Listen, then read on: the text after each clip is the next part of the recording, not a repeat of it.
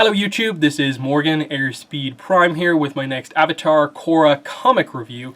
This one is going to be for the Legend of Korra Turf Wars Library Edition, the hardcover collected edition of the Turf Wars comic series. So, in short, what this is of course a hardcover edition that is collecting Turf Wars Part 1,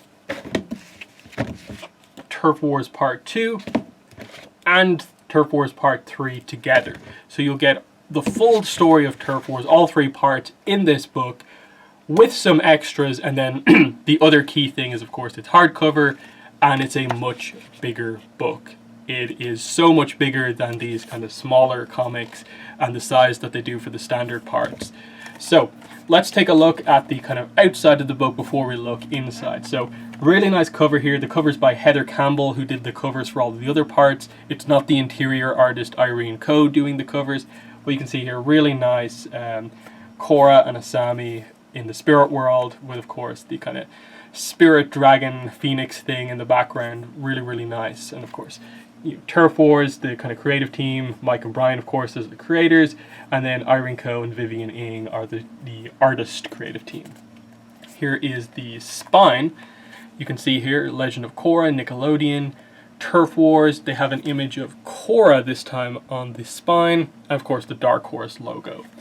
And then on the back, very nice here, new back cover as well. I really actually like this, of just, the new team avatar for Korra hanging out together, sitting on the side of a roof, just fun hanging out. I kind of wish we had had more of this type of stuff in this comic itself. But they just do what they need to do on the back, it has the pricing and so on. It gives the basic kind of summary of the story, and then you get your kind of reviews as well. So, nothing too much to say about that there. So yeah, and then before we go inside as well, let's just do a comparison to the previous hardcovers. So this is the first Korra comic collection, because of course Turf Wars was the first Korra comic, but we have had this same process done to all the previous Avatar comics. So we've had previously the Promise hardcover, the library edition for that, the first Avatar comic series. So that's just an interesting thing there to have these two books, sort of side by side here. Of just, the first Avatar comic, first Korra comic collected together, the hardcovers. So that's pretty cool.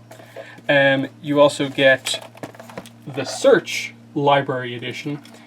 Of course, that's a very important one.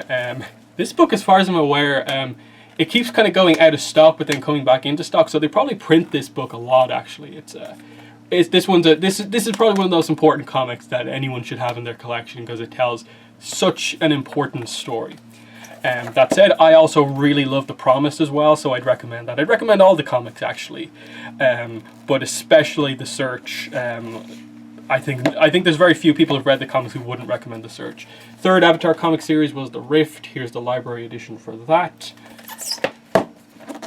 Fourth Avatar comic series, Smoke and Shadow. Here's the library edition for that. And then North and South was the most recent completed Avatar comic series, and that was the last one for that creative team of Jean Yang and Team Gurihuru.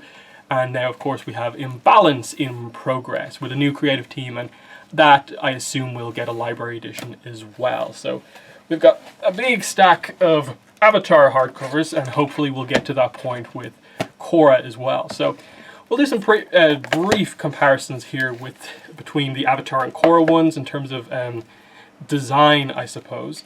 One, I think, interesting thing with this is that the book immediately isn't as big. Like, it's the same height, as you can see here, and there's the main color difference between it is obviously Korra Avatar.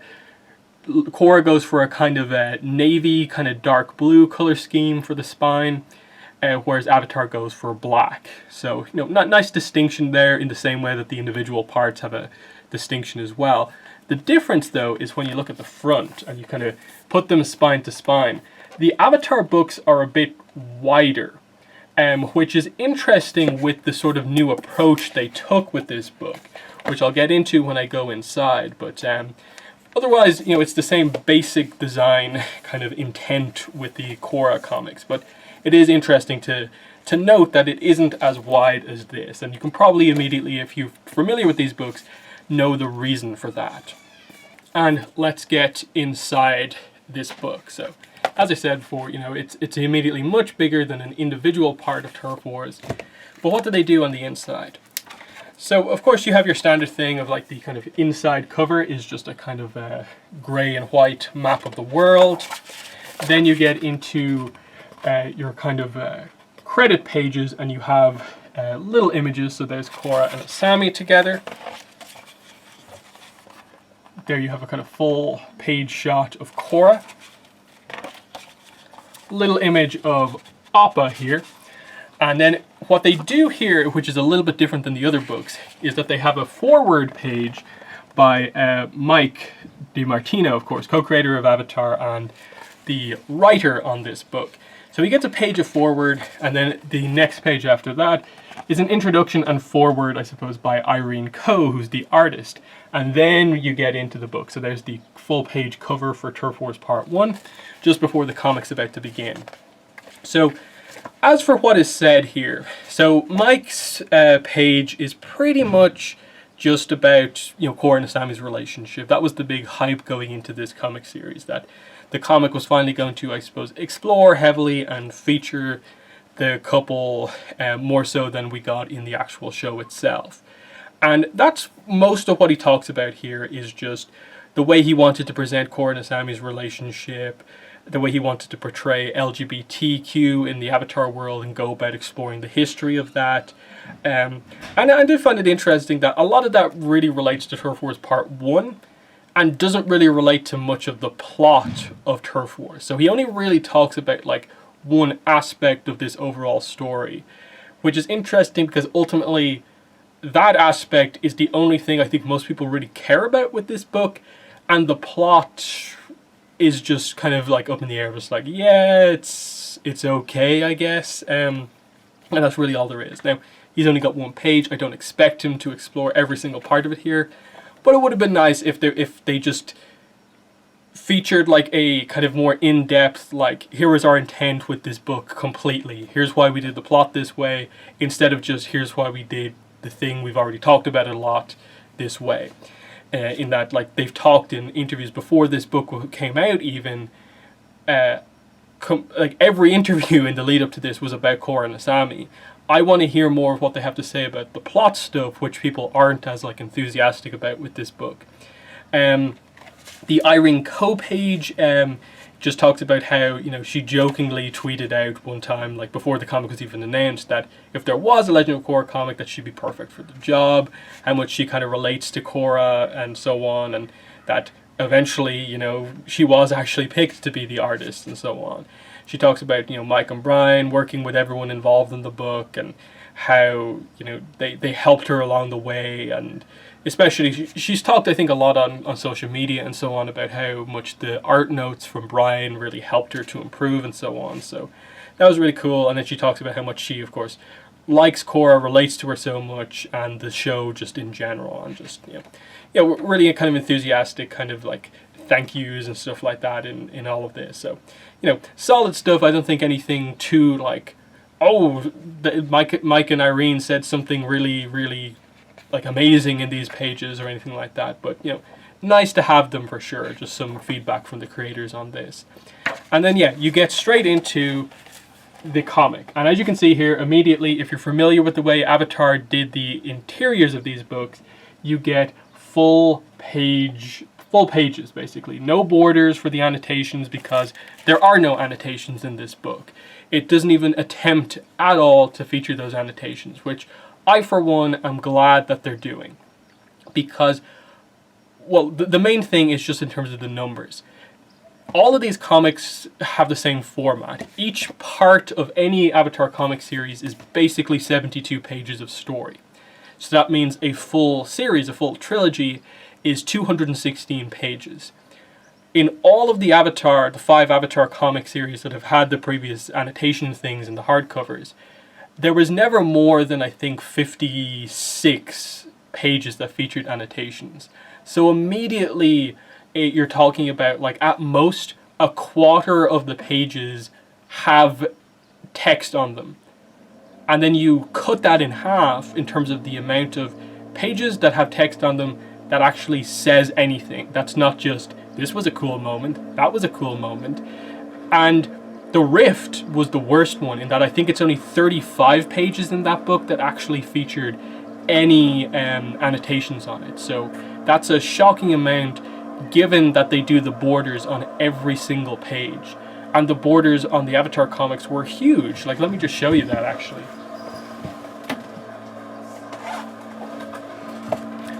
So here's North and South. I'm just kind of straight away. Look at the size of the borders here on the sides of these pages. Huge on the, you can see it's on the top, it's on the bottom as well, and especially on the sides, it's very, very, very big. And then look at this kind of 2 pages, and the annotation is just that piece of text just there. So of these 2 pages, one of them has it, but then there are so many pages, like say this, where there's no annotations either side. And they'd only ever put annotations on the sides, never on the top, never on the bottom, and it just felt like a waste of space. Now, that obviously helps to sort of explain to us why the Korra book isn't as wide, but, you know, there's still, the art is much bigger in this than this. So, that's interesting. So yeah, as I said, after that, it's just like really cool to see the full size of the art here, in that I knew going in that this was the case, but opening up the book for the first time and seeing the big art was kind of a shock in a way, going from books that are this size, the kind of slightly bigger size in the Avatar hardcovers, to suddenly the huge size that it is here. The smaller panels that like are kind of a little bit tricky to see the full details of here are suddenly like almost twice as big, and you can really see the detail. So I'm really happy that they made this decision. I think it's one of the best things about this, I think, is that they did it that way. So I'm super glad that they've done it that way. As for how they did the transition between parts, part 1 ends, and then you see you get here the Turf Wars Part 2 cover, and they do the exact same thing later on in the book with the Turf Wars Part 3 cover, which is just here. So yeah, Turf Wars Part 3 cover here, full page, really nice to see. And then the end, which is the sketchbook stuff, you can see here. They go from the last page of the comic straight into the process sketchbook here, and you can see there's Korra and Asami. So it says here, illustrations by Irene Coe with commentary by Rachel Roberts, color process images and commentary by Vivian Ng, and then they also have some Heather Campbell stuff in there, mainly about the covers. So the main thing they focus on here is they have concept art design stuff for Wonyoung Koom, Tokuga, Jargala, and Wenyan. And what Wenyan I think is a kind of new actually piece of information. That is the name of Raiko's presidential campaign manager. I don't think we got his name from the books themselves, so that's a new piece of information. I actually like the way they do it here because they give a few extra pieces of detail, like Wonyoung Koom's name initially in production was Yushi Yoshida, and they changed it, and what did they say here? Irene renamed him after her grandfather as well, so that's pretty cool. And there you can see it there. The initial sketches of Wonyoung Koom really kind of changed from initial stuff. There's Tokuga on this page, and you can see some of the kind of art notes from Brian on these pages as well. I think the trench coat design could be cooler, something more distinct and memorable. Try to keep the shoulder shape, and she's talked online about how that stuff really helped her, so gives you an idea of how good of a kind of art director Brian is. What else do we have here? We have the designs for Jargala here, as well as Wenyan. And then we get into some kind of layout stuff on this page here. Lots of little pictures. Really cool to see if you look at them in depth. just to see how the process is done. It's always a cool part about going into these kind of sketchbook stuff, and it feels like they really went all out here. It feels like they do a few more unique things than they did in the Avatar books when they got to the sketchbook stuff, outside of like the North and South one where it was the last book for that creative team. But yeah, there's some cool stuff on this page here. You get on the top some kind of page, different stages, and some really cool kind of chibi designs here for the characters. And then on this page, you get Vivian Ing going through the different stages of the coloring, which I actually really like to see. That it was stuff I didn't really know about all that much. It was cool to see the process explained there. Here is the page that goes over the different covers and stuff like that. That's more or less the Heather Campbell page.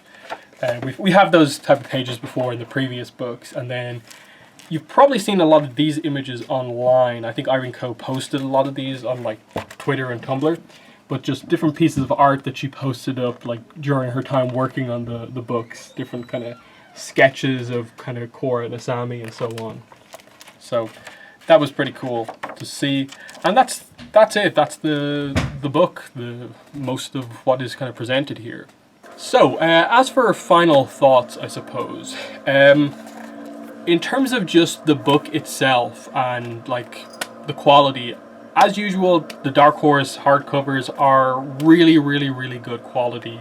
I love the different kind of design changes that they've done with this to with the forewords, the introduction at the start, the decision to have full art and remove the annotations, I think is good. I don't think the loss of like the 2 or 3 little bits of information you'd get from the handful of pages that would have it is kind of too big of a loss.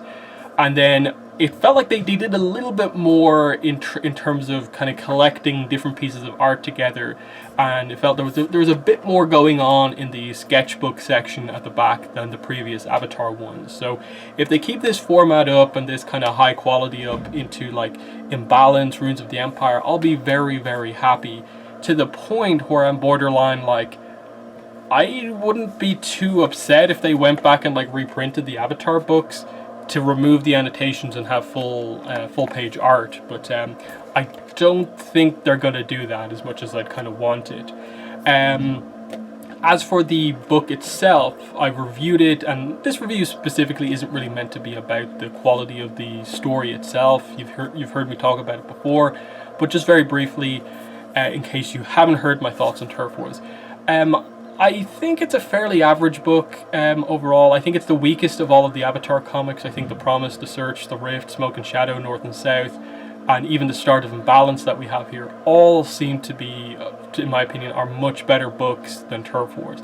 The problem that Turf Wars has is that its plot is just not particularly interesting. The actual Turf Wars, minor focus on the Spirit Portal, they don't really do much with that. The Triad stuff I don't think is all that interesting. I think they took away a large part of the interesting aspect of the Triads to just make Tokuga seem interesting when he's not really that interesting of a villain. And even then when you get into the focused side of things of like Korra and Asami's relationship, I like a lot of what they did in like part 1. But at the same time, I think the focus is almost too much on like what their relationship is rather than the unique dynamic that they have as 2 individual characters.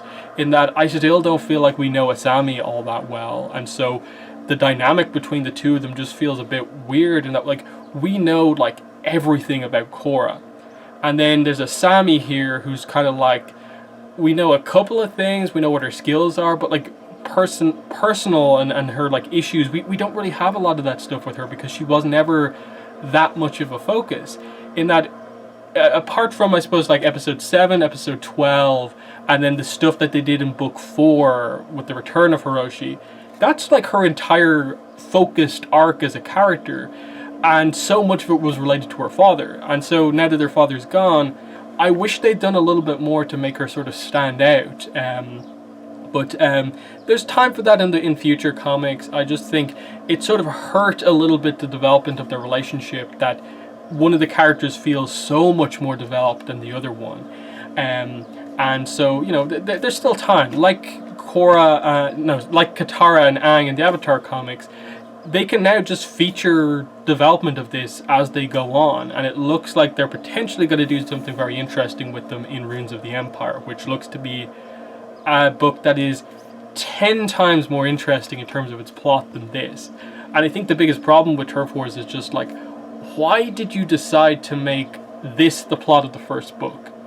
With the Avatar comics, the promise plot of dealing with the Fire Nation colonies, which kind of started the war, makes complete sense. And even though it's not the story we wanted, the search for Zuko's mom, they went to that immediately afterwards, but along the way they made that conflict super interesting. The same can't really be said here, because the conflict is, I don't think, set up all that well. It's just like triads, Wan Young Koom is trying to take over the spirit portal. There's a presidential election going on in the background, but it's not really given much focus. And it's just kind of by the numbers, just here's a basic thing getting in the way of Korra and Asami, and it's all resolved. I think there's just very little to get your teeth into here if you're like really interested in Avatar and the way they go about, the character arcs, the plot stuff, the world building. There's not too much that's all that great here, and that they had so much potential with the spirit world conflict that they were dealing with at the end of Korra, but they don't do anything with it here. So it feels like a very, very safe first Korra comic, and it just leads to it being a little like uninteresting. There's not a lot of notable things going on. Now, if you're a huge Korrasami fan, you'll probably get a lot out of just like Turf Wars Part 1, with the focus on their relationship a lot, and the LGBT kind of stuff with the world building of the Avatar, how the Avatar world kind of handles that stuff. But the plot, as it goes on, like especially Turf Wars Part 2, is a fairly uninteresting book. I don't think there's too much there. But I have confidence that Runes of the Empire is going to be like an immediate course correction and get Korra comics back on track. So, yeah, while I don't particularly think that this is the best story or anything like that, I would highly recommend this as just a book. If you're a collector like me, who likes to get all the merchandise and stuff like that, I think they've made some key improvements to the format of these hardcovers that makes this kind of, yeah, you kind of need to get this if you're a fan of this series. But again, if you don't particularly need to have the art bigger, if you don't care about some of those extras, then sure, like if you already have the individual parts, they're fine. You probably don't need to get this book as well. But if you are a collector like me, yeah, I definitely would recommend it. And then, like I said before, I like this back cover, but I don't think it's very representative of what actually goes on in the book, and that like you don't get a lot of this. The team just hanging out together. Mako and Bolin are very separate for most of the book from the rest of the team, and I would have liked to have gotten more like this, more like what they do in the Avatar comics of having the team be together a lot. But it's the first Korra comic. There was bound to be a couple of kind of issues with just starting it off, and hopefully we can go on to better things, which it looks like we are. So that's been the review for the Turf Wars Library Edition. In the comments, let me know what your thoughts were, if you have any questions. But that's been the video. Thanks for watching, and bye.